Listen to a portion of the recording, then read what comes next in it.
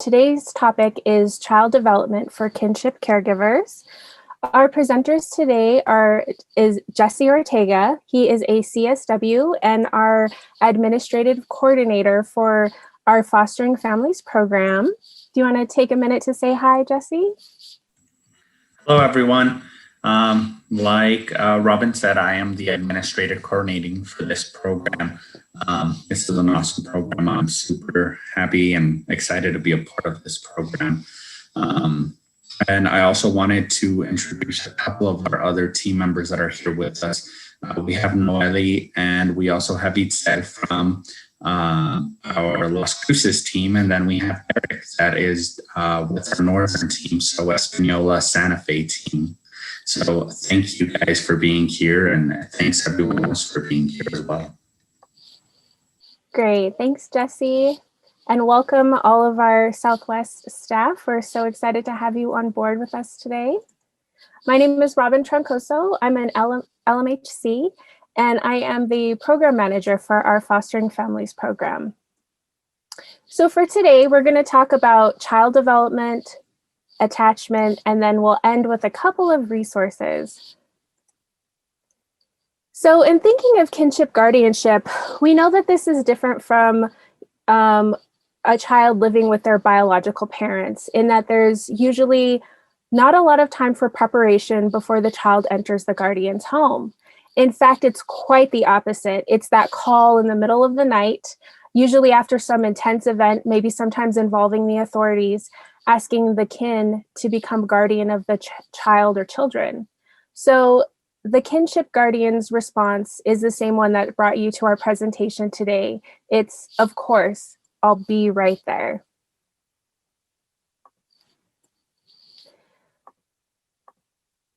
And so, in terms of children living with caregivers who are not their biological parents, the preferred option is the kinship guardianship.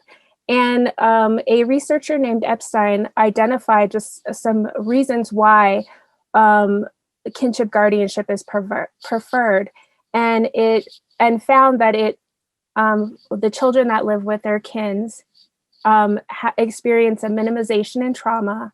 It improves child's well-being. It increases permanency for children and improves behavioral and mental health outcomes. It promotes sibling ties. It provides a bridge for older youth. It preserves children's cultural identity and community connections. We found that grandparents make up a large percentage of kinship guardianship in the United States. On a national level, there are 2.4 million grandparents as caregivers. And in New Mexico, the Con Alma Health Foundation, in a study in 2017, found that 10.9% of grandparents are raising their grandchildren. They also found that this lack of parental involvement in New Mexico families was associated with substance abuse, incarceration, divorce, mental health diagnosis, domestic violence, and military deployment.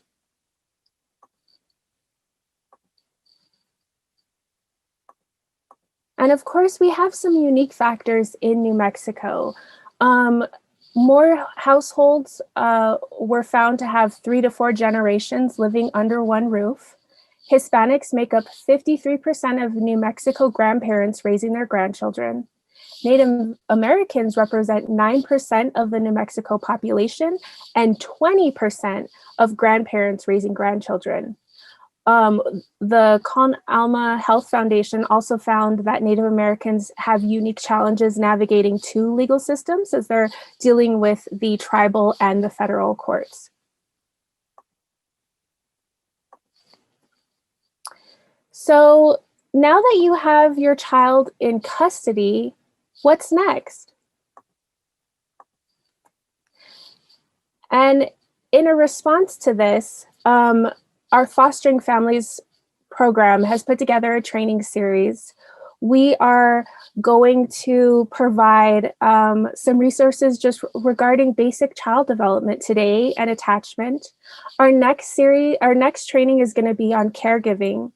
And then the following training, we're going to talk about some behavioral issues that are unique to children who are being raised with their kins. We're also going to talk about some social media monitoring. As these children are coming into your homes, you basically are going on a steep learning curve if this is like the first time dealing with any children who are now on social media.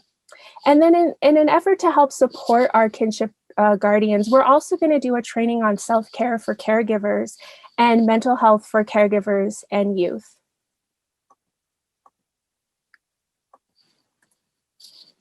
And now Jesse will present on child development. All right, hello everyone once again. So these next couple of slides, we are going over child development. Now we're just going to touch briefly on, different developments through, childbirth all the way to toddler years to, adulthood kind of deal. I'm not going to go into depth with every single one because I believe that on our future presentations, they will take it into depth. So this will just kind of be like a brush over kind of deal. All right, so we're going to speak or we're going to talk a little about milestones to look at. Now, these milestones that we're going to look at, it's not something that you're going to look at and say, oh my God, my child hasn't reached this milestone. Something must be wrong or something's going on. But these are the most milestones that we encounter, as the kiddos grow up. So obviously with our frequent checkups, that is something that is very important. That is when our pediatricians will basically let us know that, our kiddos are reaching every milestone that needs to be reached. They usually give us the percentile where they are when it comes to weight, when it comes to height, and size overall. So checkups are extremely important to make sure that we know that everything's okay when it comes to our kids.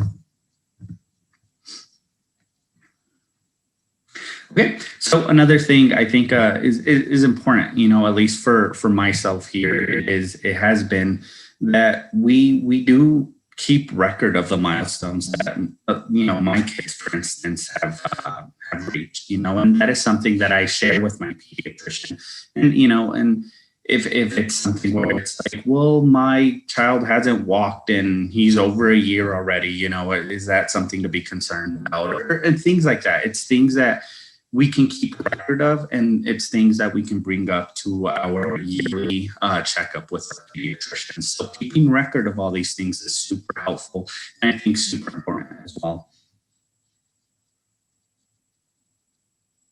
Okay, so we are going to basically go over a couple of milestones to keep an eye out, from infant years to 1 year. So obviously, like being able to drink from a cup, babbles, starts getting that first tooth, plays peekaboo with you, has reaction to when you come into the room, smiles at you kind of deal, says mama, says daddy, and basically starts rolling over. So those are the most common things that we see from infant to a year old.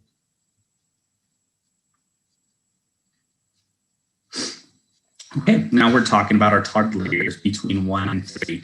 So this is a couple of more milestones, being able to feed themselves, being able to say the first and last name, is able to walk, crawl, learns to share toys sometimes. In my case, it hasn't always been that easy when it comes to my kids sharing toys, but, they at least attempt to share toys. They start walking, if they're, a little behind when it comes to walking, they can start crawling or doing things like that. So that's what we usually see between toddler years, between 1 and 3.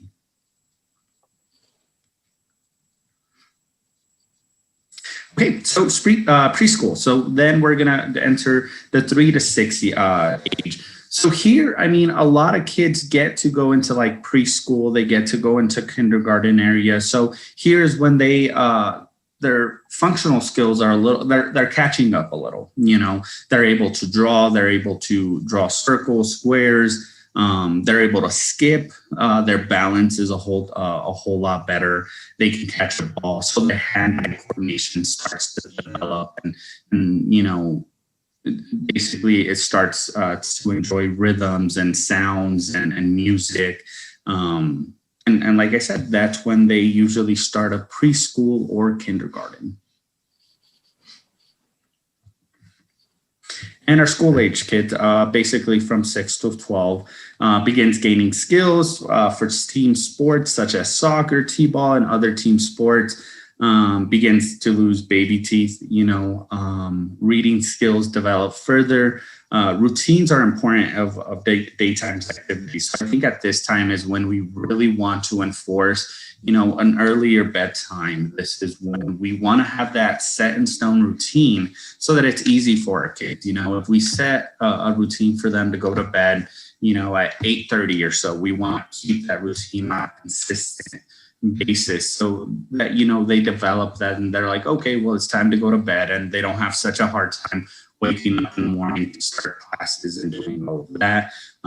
You know, they're able to understand and follow directions. You know, if you tell them, you know, chores is a thing, that is something that they start to develop as well.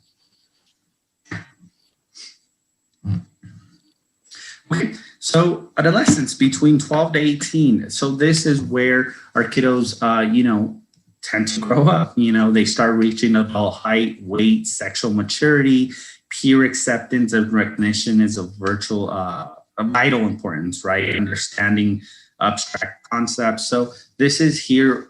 I think it's a crossroads that our kids reach, right? Between here is where they either become a follower for say or a leader, you know, and this is where we kind of want them to start making those decisions, right? We want to guide them as much as possible, as much as we can, but I think this is where we really let them kind of spread their wings and make those decisions for themselves. So like we said, brain development and attachment go hand in hand. You know, it's one of those things. We talk about this on a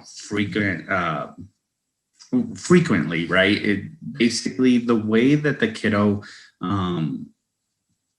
grows up, you know, when it comes to having attachment issues, or if the kiddo is basically, you know, we've known there's been a lot of studies into it where it's super important, you know, if we're right there with the kiddo and every step of the way, and they don't have to wonder, oh, well, when's my next meal? Or they don't have to wonder about, what time I'm going to go to bed? You know, do I have a bed? Do I have a warm meal coming? Stuff like that. We've noticed that the brain development is it's so much, it's better in a sense, right? Their brain development just develops beautifully when they don't have to worry about, you know, when's my next meal? When can I go to bed? Am I going to have a warm house to go to, kind of deal? Exactly. And I think, you know, as we talk about attachment, we just want to really define it as it's this emotional bond that develops between the child and the caregiver.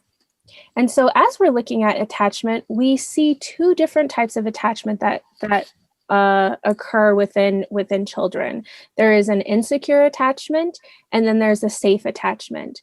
The insecure attachment is this conditional belonging. It's the child saying, I have to be this way or do these things in order to be loved and belong. And we see this when a child's home life is very disrupted. They're not sure what's going on. Everything is unpredictable. Versus this safe attachment, which has a secure belonging with it. And the child is able to say, I am worthy of love. I don't have to change who I am to belong. And obviously, our goal for these children is to provide this safe attachment. And this really comes through, as Jesse had talked about earlier, these pattern, predictable, repetitive, and attuned responses to our children. This creates the sense of safety for our children. And we do this through ritual and routine. So establishing these daily rhythms and routines that targets any area of vulnerability or difficulty are extremely important for all children, and particularly for these children that have been through different living environments that may have been chaotic and now are coming to your home to provide this stability. We found that the experience of trauma is often associated with unpredictability, chaos, and a loss of control. So caregivers can increase the child's sense of safety in relationships and in the world by creating routines and rituals. So just a few ways to create these routines and rituals are, like Jesse had mentioned earlier, having a regular bedtime, having making sure that the kids are getting up and having a morning ritual with breakfast, getting ready together. Maybe the weekends are different. Maybe you have, maybe you make a bigger breakfast on like a Saturday or a Sunday, and they know that that's expected. But just making sure to have these rituals and routines repeated throughout their week really just creates a huge sense of safety and stability for the children. And this quote, I just feel like really fits our population. The man who moves a mountain begins carrying away small stones. This is by Confucius. And I think, with these children coming into your families, they're coming with baggage. They've gone through hardships. They're maybe used to things not being easy. And so maybe their temperaments are a little harder, and maybe they push you away a little bit. So as you're thinking about these children coming into their home, and you're probably familiar with the things that they've gone through, remember them coming in with this baggage. But the good thing is, through creating this, these routines and rituals and enhancing this, the attachment pieces, you're going to be decreasing this emotional armor that these children have. And this emotional armor that they carry with them as they're coming into your house, into a new environment, into the new school systems that they're joining. They use this emotional armor to get through their previous situations as a coping skill. So they might not trust that this new situation is going to be any different than what they were previously in. They might try to push you away with thoughts that they don't want me here, I don't matter, they don't love me. But our goal here is really to tell them, I see you, you matter, you belong. It's all you have to do to prove them wrong every day in all your actions. You have to let your children know.